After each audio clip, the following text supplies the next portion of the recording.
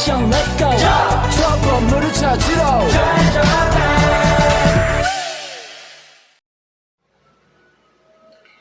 Assalamualaikum warahmatullahi wabarakatuh. Perkenalkan, nama saya Nurinda Jernihati, NIM 231F10012.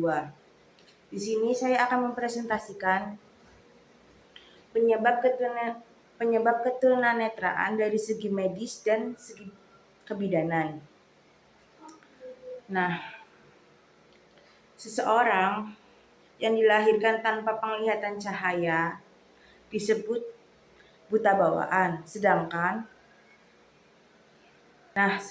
penurunan penglihatan yang terjadi setelah beberapa waktu dari kelahiran disebut dengan buta didapat atau buta adventitiously blind. Ketunanetraan ini terjadi karena beberapa variasi dan tergantung oleh lokasi geografi, sosial ekonomi, dan usia. Nah, secara ilmiah, ketunanetraan ini terjadi karena beberapa faktor. Antara lain itu, antara faktor dari dalam diri anak itu sendiri maupun faktor dari luar anak itu sendiri. Faktor-faktor itu dibagi menjadi 3. Yang pertama ada prenatal, natal, dan postnatal. Nah, di sini saya akan menjelaskan tentang prenatal terlebih dahulu. Faktor prenatal. 1. Faktor genetik. Ketunanetraan akibat faktor genetik ini antara lain retina pigmentosa.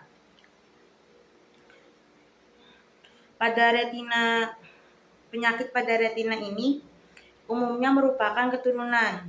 Penyakit ini sedikit demi sedikit menyebabkan mundurnya atau memburuknya penglihatan atau retina.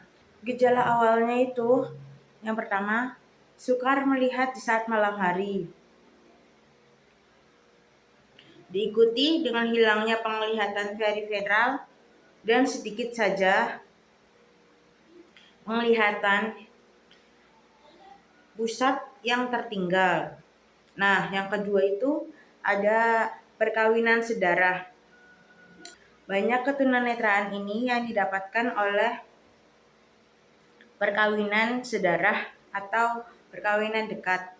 Pola ini menyebabkan secara genetis rentan untuk menurunkan sifat termasuk penyakit atau kelainan faktor yang menyebabkan ketunanetraan antara lain terjadinya kelainan anak semasa pada saat dalam kandungan atau sebelum proses kelahiran.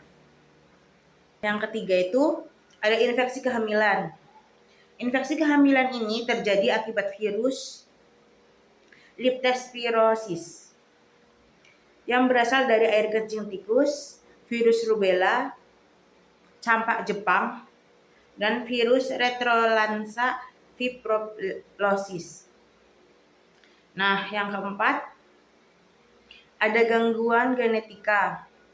Gangguan genetika ini dapat terjadi akibat kelainan kromosom, transformasi yang mengakibatkan keracunan darah atau faktor keturunannya. Yang kelima ada keracunan saat hamil. Keracunan dapat terjadi saat hamil, yaitu bisa diakibatkan janin yang kekurangan vitamin atau bahkan kelebihan zat besi, misalnya dari hewan laut, seperti mengkonsumsi kerang hijau, udang, atau tuna instan secara berlebihan. Penggunaan obat-obatan kontrasepsi ketika wanita mengalami kehamilan yang tidak diinginkan, seperti percobaan aborsi yang gagal, dipijat mengenai organ mata janin yang memungkinkan bayi terlahir dalam keadaan ketunanetraan. Yang keenam, penyakit menahun. Penyakit menahun seperti TBC. Penyakit TBC ini dapat terjangkit pada individu yang tertular oleh pengidap TBC lainnya atau akibat sanitasi lingkungan yang kotor. Yang ketujuh, ada infeksi karena penyakit kotor. Penyakit kotor yang dimaksud adalah penyakit kelamin atau sipilis yang bisa terjadi pada ibu hamil. Organ kelamin yang terkena infeksi penyakit sipilis ini dapat menyebabkan tubuh ibu menjadi lebih lemah dan mudah terjangkit penyakit lainnya yang dapat menyebabkan bahaya bagi janin dan ibu. Yang ke-8 ada virus toxoplasma. Virus toxoplasma ini disebabkan oleh hewan, seperti contohnya itu bulu kucing. Penyakit tersebut tergolong penyakit yang kronis. Namun perkembangan ilmu kedokteran sudah menemukan obat imunisasi. Seperti ibu yang sudah diketahui mengidap virus toxoplasma ini, sebelum kehamilan dia sudah harus diimunisasi agar tidak mengganggu atau tidak membahayakan janinnya. Nah, sekarang saya akan menjelaskan tentang faktor natal. Faktor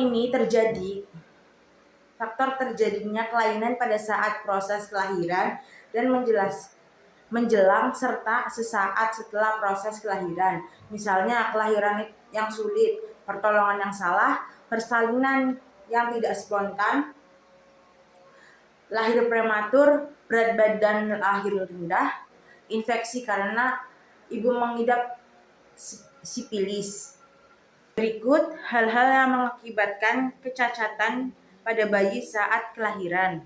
Yang pertama, kerusakan mata atau saraf mata saat persalinan. Pada waktu persalinan terjadi benturan alat-alat atau benda keras, atau pada waktu persalinan ibu mengalami penyakit gonorrhea, sehingga baksil gonorrhea menular pada bayi yang pada akhirnya setelah bayi lahir mengalami sakit dan berakibat hilangnya daya penglihatan. Infeksi atau luka yang dialami oleh ibu hamil akibat terkena rubella atau cacar air dapat menyebabkan kerusakan pada mata, telinga, jantung, dan sistem susunan saraf pada janin yang sedang berkembang. Yang kedua, ada bayi sungsang. Kelahiran sungsang akan mengakibatkan kecacatan. Bayi normal akan lahir dalam proses kepala terlebih dahulu. Namun, dikatakan sungsang apabila kaki atau bokong bahkan tangan yang keluar dulu. Ibu bisa melahirkan bayinya secara sungsang tanpa bantuan alat apapun. Namun, ini sangat beresiko. Bayi menjadi cacat karena kepala yang lebih lama dalam kandungan, bahkan bisa berakibat kematian bayi dan ibu. Ketika posisi bayi sungsang, biasanya dokter menyarankan atau menganjurkan untuk melakukan operasi sesar agar terhindar dari resiko kecacatan dan kematian.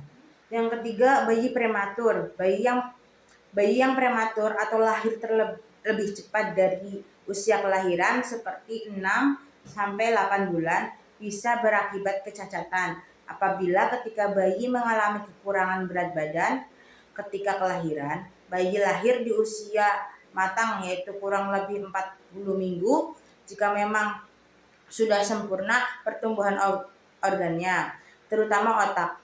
Otak yang belum tumbuh sempurna dapat menyebabkan kecacatan pada bayi ketika lahir. Proses kelahiran yang mengalami trauma pada saat proses kelahiran prematur, berat badan yang kurang dari 1,300 gram, kekurangan oksigen akibat lamanya proses kelahiran, anak dilahirkan dengan menggunakan alat bantu. Yang keempat, bayi postmatur. Bayi postmatur terlalu lama dalam kandungan seperti 10 bulan atau lebih dapat menyebabkan bayi lahir cacat. Hal ini dapat terjadi karena cairan ketuban Janin yang terlalu lama mengandung zat-zat kotor yang membahayakan bayi. Yang kelima, kekurangan oksigen.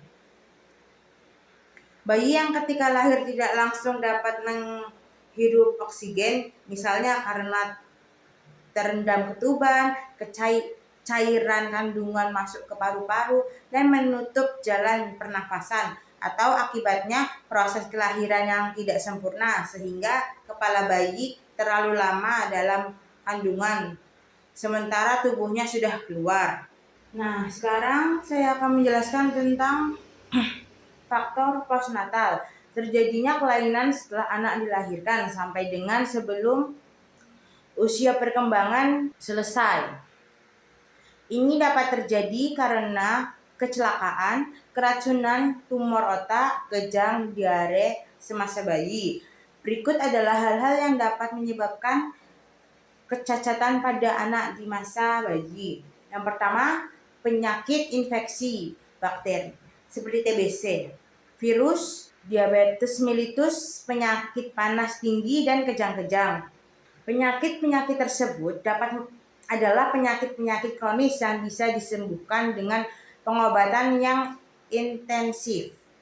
Namun, jika terkena pada bayi, maka dapat menghambat pertumbuhan dan perkembangan fisik dan mental anak karena terkait dengan pertumbuhan otak di tahun-tahun pertama kehidupan. Penyakit anak-anak yang akut sehingga mengakibatkan komplikasi pada organ mata, infeksi yang virus menyerang saraf dan anatomi mata, tumor otak yang menyerang pusat saraf organ penglihatan. Yang kedua, kekurangan zat makanan, gizi atau nutrisi.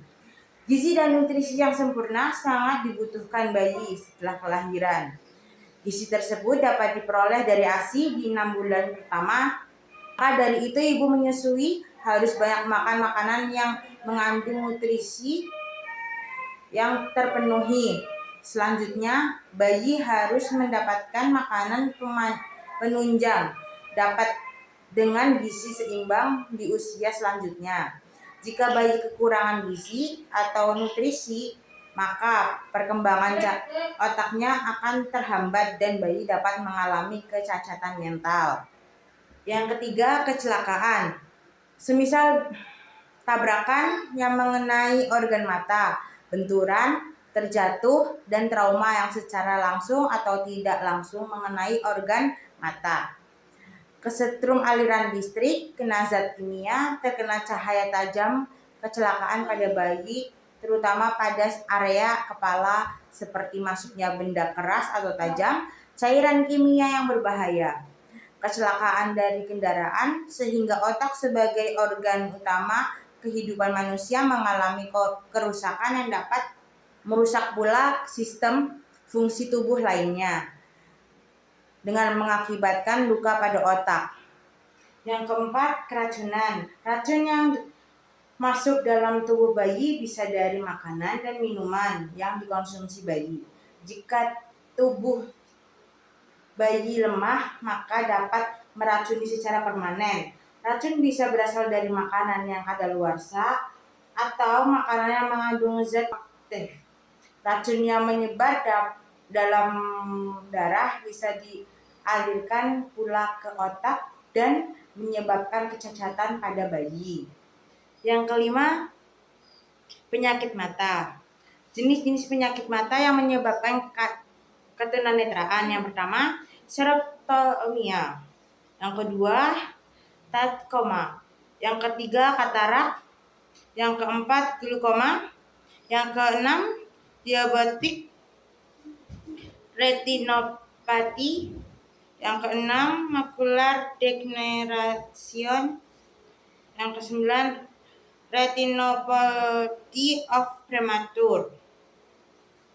Penjelasan yang pertama, xerophthalmia. Penyakit xerophthalmia adalah penyakit mata yang menyerang anak-anak dikarenakan kekurangan vitamin A, diare, panas tinggi, morbilli, dan radang otak. Kedua, trauma. Trauma adalah penyakit mata karena virus Chlamydia trachomatis. Yang Tiga, ada katarak. Katarak adalah penyakit mata yang menyerang bola mata sehingga lensa mata menjadi keruh. Akibatnya penglihatan dari luar mata menjadi putih. Glaukoma adalah penyakit mata yang disebabkan oleh meningkatnya cairan yang berada di mata sehingga tekanan di dalam mata itu meningkat. Yang kelima, diabetik retinopati adalah gangguan pada retina yang disebabkan karena diabetes. Retina penuh dengan pembuluh-pembuluh darah dan dapat dipengaruhi oleh kerusakan sistem sirkulasi sehingga merusak penglihatan. Yang keenam, ada macular degeneration. Adalah kondisi umum yang agak baik, di mana daerah tengah dari retina secara berangsur membentuk anak dengan retina degenerasi masih memiliki penglihatan perifer, akan tetapi kehilangan kemampuan untuk melihat secara jelas objek-objek di bagian tengah di bidang penglihatan. Yang terakhir ada retinopathy of premature. Adalah anak yang lahirnya terlalu prematur, pada saat lahir masih memiliki potensi penglihatan yang normal. Nah, sekian yang bisa saya sampaikan.